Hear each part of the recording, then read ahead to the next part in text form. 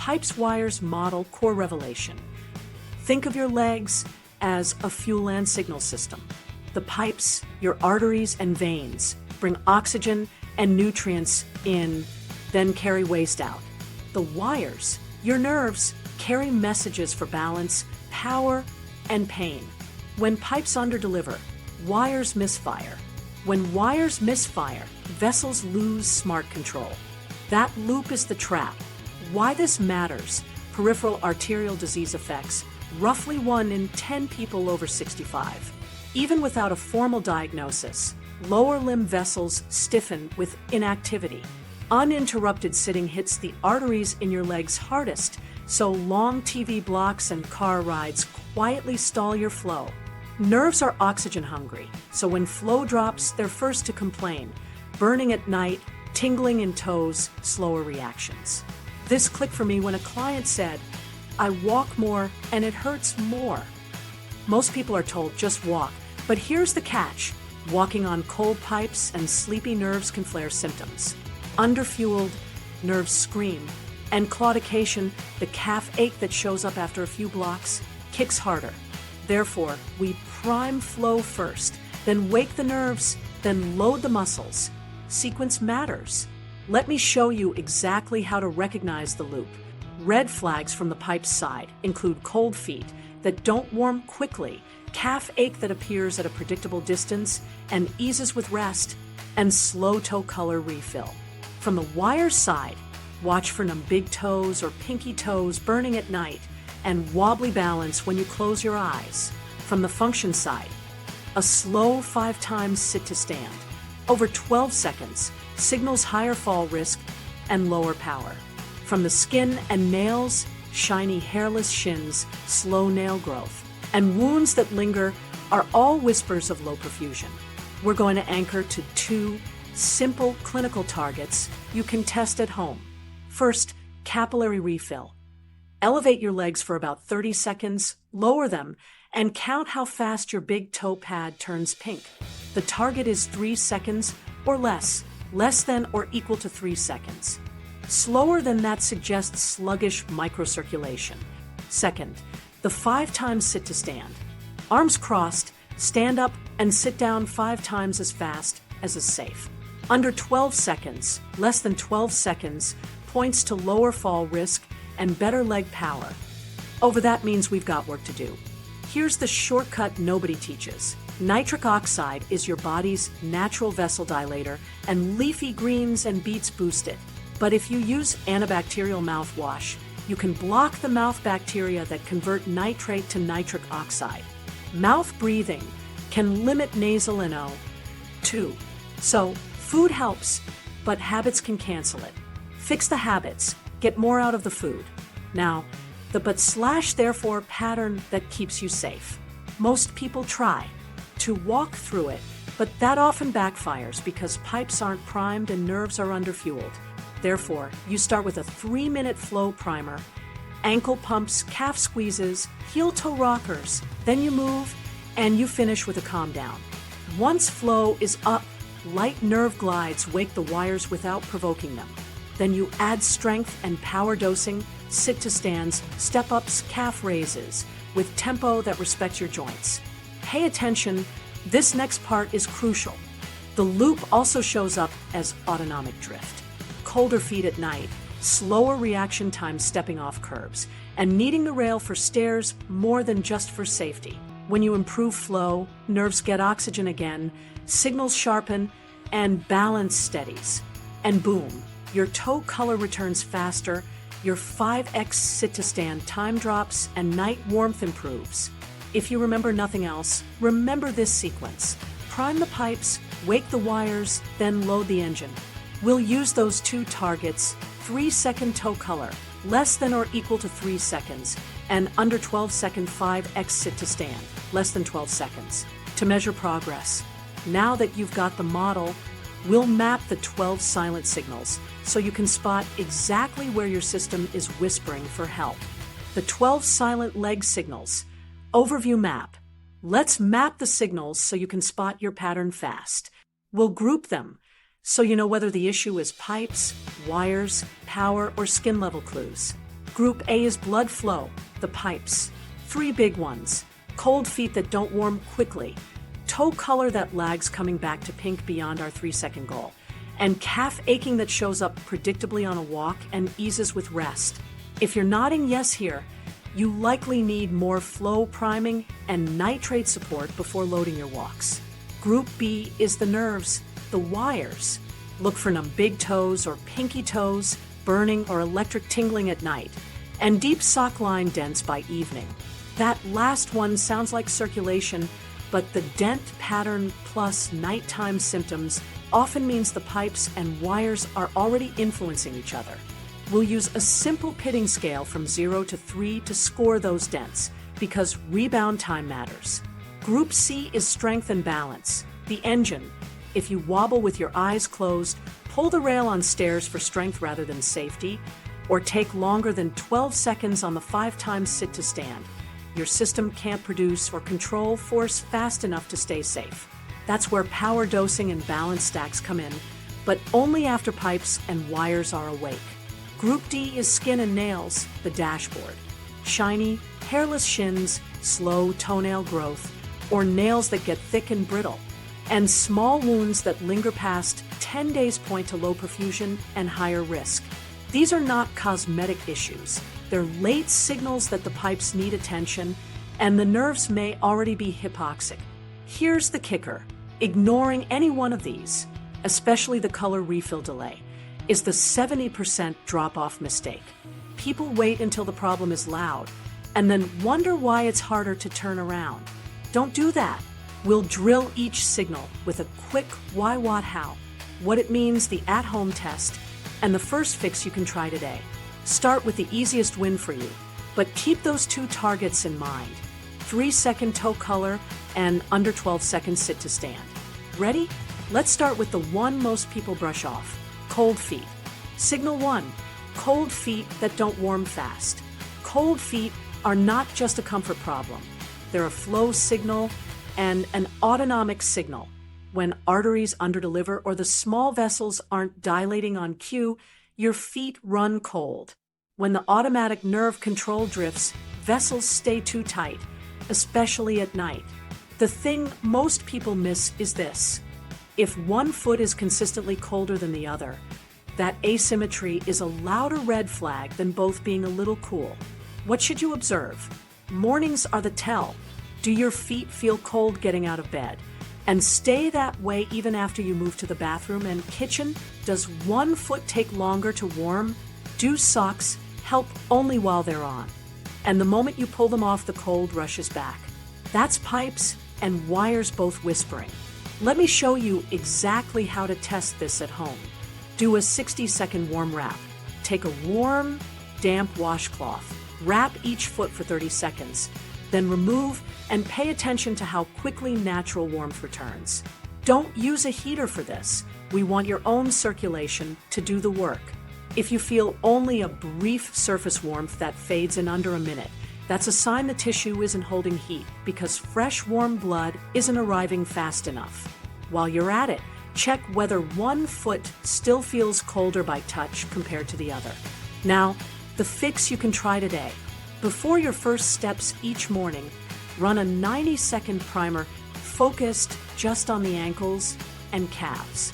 Do this sequence: 30 ankle pumps, point your toes away, and pull them back like you're working a gas pedal. Then 30 calf squeezes. Use your hands to gently press and release the meat of each calf, up and down like you're milking it. Finish with 30 heel-toe rockers. Stand at the counter, rise onto your toes, then rock back on your heels, small range, steady pace. Keep breathing through your nose. 4 to 6 calm nasal breaths, because nasal breathing supports nitric oxide in your airways, which helps vessels open. Food and fluids matter here too. Heavy salt plus dehydration can leave your feet colder by pulling fluid where you don't want it and lowering plasma volume. Start the day with a glass of water. If your blood pressure runs low, a pinch of salt with it can help maintain volume. Later in the day, add leafy greens or a small beet boost to support nitric oxide.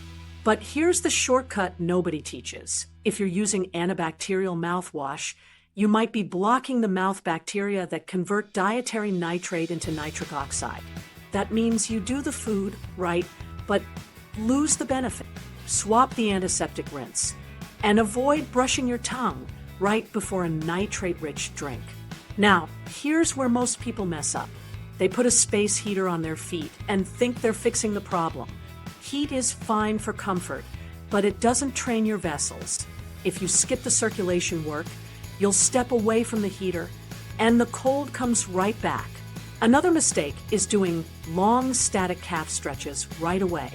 Early on, that can actually reduce the muscle pump. Keep it dynamic for the first 2 minutes. What's the quick win you should expect? With that 90-second primer before your first steps, your feet should feel warmer within minutes, your first steps to the bathroom should feel steadier, and the cold shock when you hit the floor should fade. In a week, you should notice faster warm-up on stairs and fewer hesitations getting up at night. If that's you, great.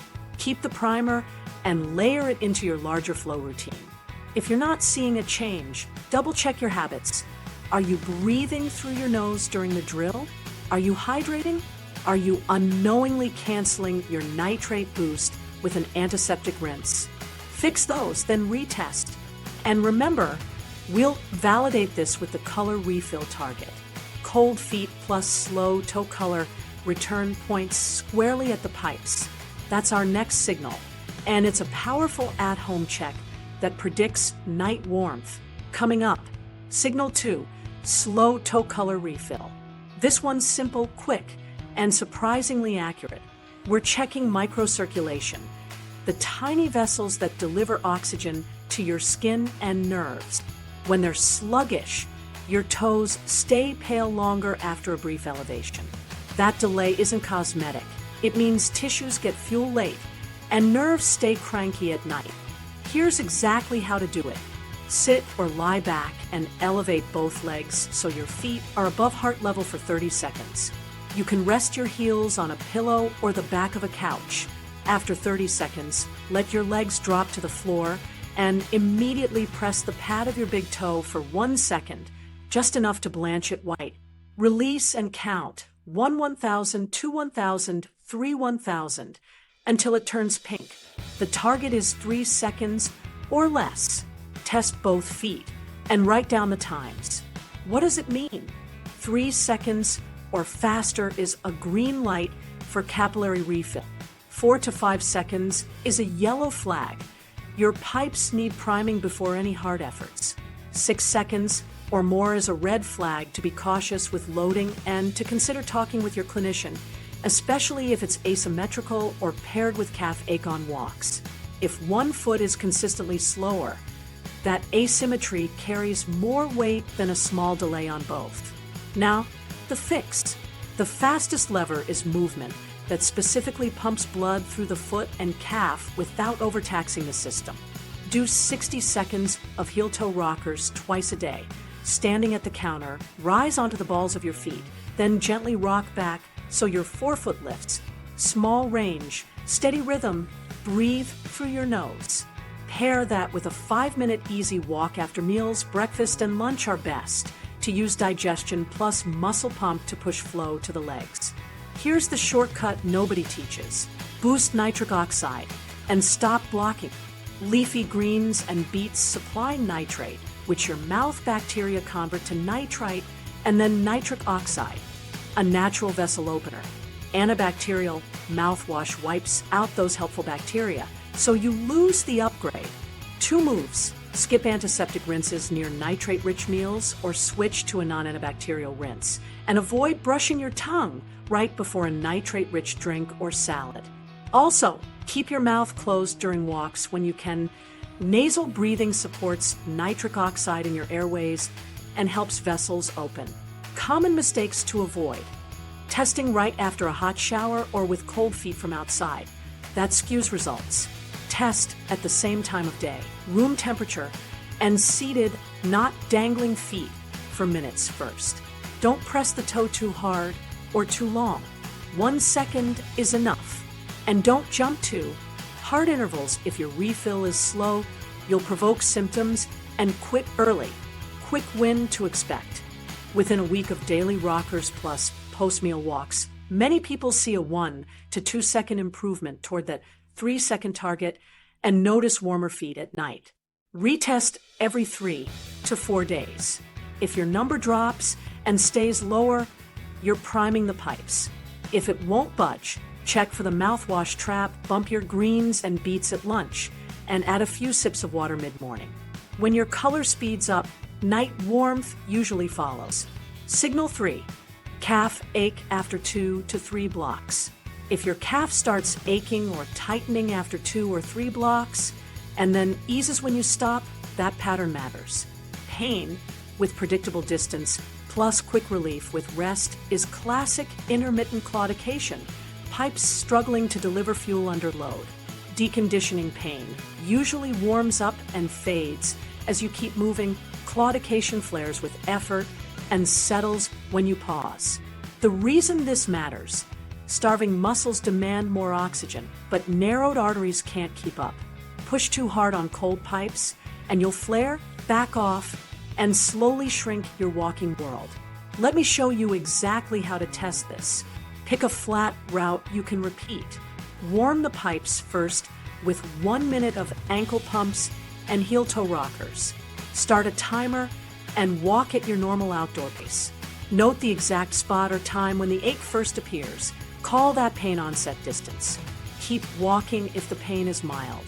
And note the spot where you must slow or stop. Call that stop point.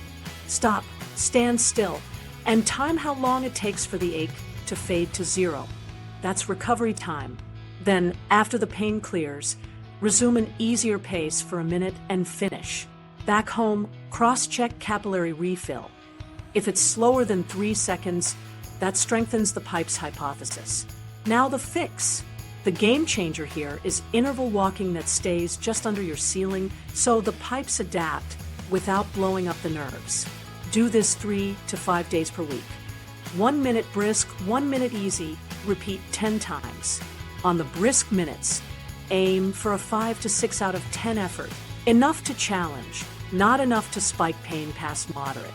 If pain climbs to a 6, use the next easy minute to settle it. Over weeks, the brisk minute stretches further before pain shows. That means pipes are adapting. 2 support moves help a lot. First, consider light compression, 15 to 20 millimeters of mercury, during walks if you get heavy legs or evening swelling. It supports venous return without clamping arteries. Second, stack your walk 30 to 60 minutes after a nitrate-rich lunch, greens or beets, and skip antibacterial mouthwash, so you actually get the nitric oxide boost. Nasal breathing on the easy minutes helps too.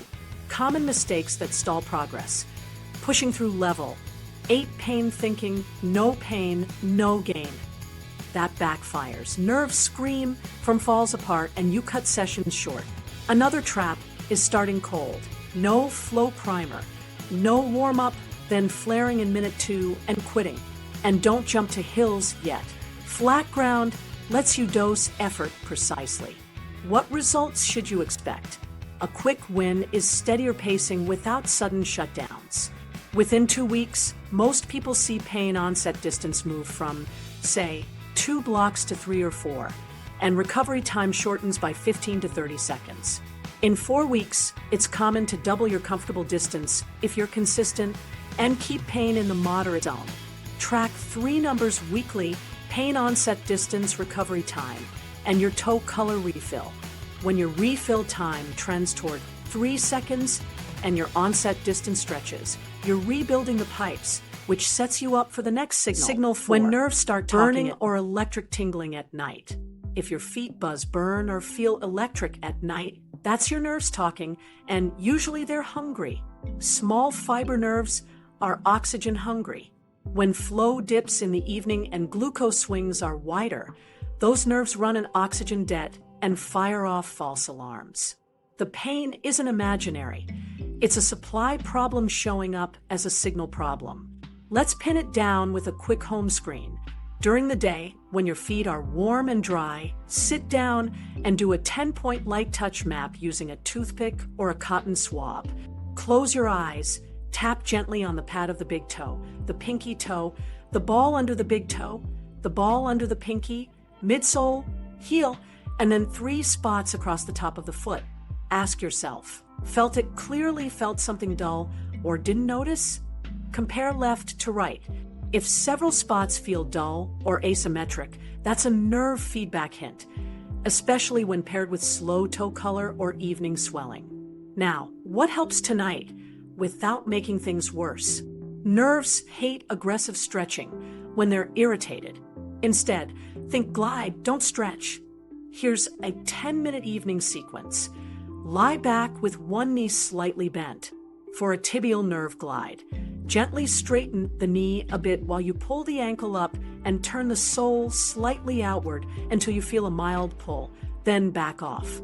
Smooth in and out, 10 slow reps, no holding. For the peroneal glide, toes point up and inward softly as the knee extends a touch. Again, glide in and out. You should feel movement relief, not a big stretch. Follow with 60 seconds of ankle pumps to use the muscle pump, then elevate your calves just an inch or 2 on a pillow, about a 5-degree lift, to ease venous pressure without clamping arteries. Ditch tight socks overnight. They trap fluid and irritate nerves. Food timing matters more than most people think. Late sugary tea, cookies, or juice spike and crash glucose. And nerves feel that swing. Swap the late sugar for a small protein and fiber snack. If you truly need it, Greek yogurt with a few berries or a slice of turkey and a pear. Aim to finish dinner earlier. And keep fluids moderate in the last hour so you aren't up all night, but do hit your daytime hydration so blood volume isn't low by bedtime. 2 stealth upgrades, nasal breathing and the nitrate pathway. In the evening, keep breath slow and through your nose to support nitric oxide in your airways, which helps vessels open. And if you're using antiseptic mouthwash, it can wipe out the oral bacteria that convert dietary nitrate to nitric oxide. So even if you had beets at lunch, you may blunt the benefit. Save any strong rinse for mornings away from nitrate-rich meals, or use a non-antibacterial option.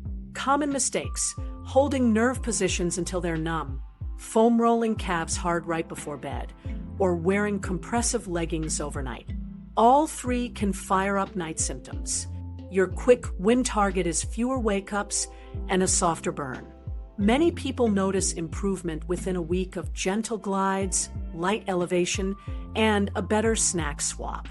Validate it in the morning, steadier first steps, and your toe color test trending faster. If burning pairs with new weakness or wounds you didn't feel, loop in your clinician. Otherwise, keep stacking these calm signals so the wires chill while we keep building the pipes. Signal 5, numb big toe pad or pinky toe. Numbness in the big toe pad or the pinky toe isn't random. Those zones map to specific nerve branches. The big toe pad often points to L4/L5 or tibial nerve underperformance. The pinky toe leans more toward peroneal branches.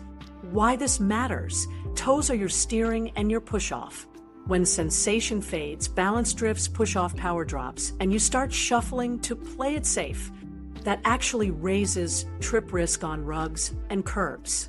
Let's make this concrete with a quick at-home discrimination test.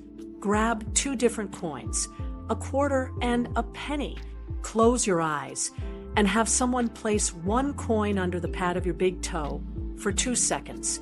Your job is to name it bigger ridged edge or smaller smooth edge.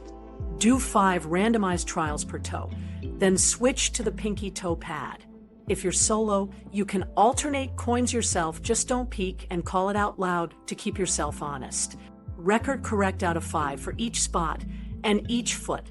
Fewer than 4 correct or a left-right gap is a signal your sensory resolution is dulled in that zone. Now, the fix that brings sensation and power back together. First, wake the foot intrinsics with the short foot drill. Stand barefoot near a counter. Without curling your toes, gently draw the ball of the foot toward the heel like you're zipping up the arch. Hold 2 seconds, release. 10 smooth reps per foot. You should feel the arch lift without cramping. Pair that with towel curls. Place a hand towel on the floor, sit tall, and use your toes to scrunch the towel toward you, then push it away to lengthen. 2 sets of 30 to 45 seconds each foot. These build the stabilizers that help the nerves here and the foot push off. Footwear is the multiplier. The thing most people miss is toe space. You need at least a thumb's width beyond the longest toe and a wide toe box so the forefoot can spread. Keep a stiff heel counter to lock the rear foot and a flexible forefoot to let the toes work. Constant flip-flops are a trap. They force toe gripping and give you no heel control, which annoys nerves and flattens your arch strategy. Add 1 minute of toe yoga daily. Lift just the big toe while the other 4 stay down. Then swap big toe down, 4 up, 10 reps each way. If it's hard, use your fingers to assist, but keep trying to earn the separation. This reteaches the nerves and small muscles to send clean signals. Common mistakes. Curling the toes during short foot, that's compensation. Doing towel curls only without the arch lift, or buying narrow walking shoes because they feel snug. Snug equals squish. Squish dull sensation and steals push off. Quick wins you can expect within 2 weeks. Better coin discrimination scores, a clearer feel for where your foot lands, and a stronger push-off that shortens your 5x sit-to-stand time by a second or so. Retest coins weekly and log it next to your toe color and sit-to-stand. If numbness pairs with new weakness or spreads quickly, loop your clinician in. Otherwise, keep the drills, fix the shoes, and watch your gait lose that shuffle. Signal 6. Deep sock line dents by evening. Those deep sock marks at the end of the day aren't just tight socks. They're a flow message, venous pooling and sluggish lymph. When blood and fluid hang out around the ankle and shin, your legs feel heavy, shoes get tighter by dinner, and night warmth drops. The kicker, pooling worsens microcirculation, which slows toe color refill and irritates nerves. Pipes and wires again. Let's measure it so you're not guessing.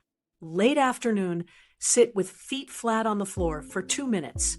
Press your thumb firmly into the front of your shin, just above the ankle, for 5 seconds. Release and watch. If the dent bounces back instantly, that's a. If it takes about 2 seconds, call it a 1. If the pit holds closer to 3 to 5 seconds, that's a 2. If it really holds, and you can still see the crater after 5 seconds, that's a 3. Do both legs and write the numbers down, plus any sock line depth you see. Rebound time matters more than how dramatic the line looks. Now here's how to nudge that fluid back where it belongs.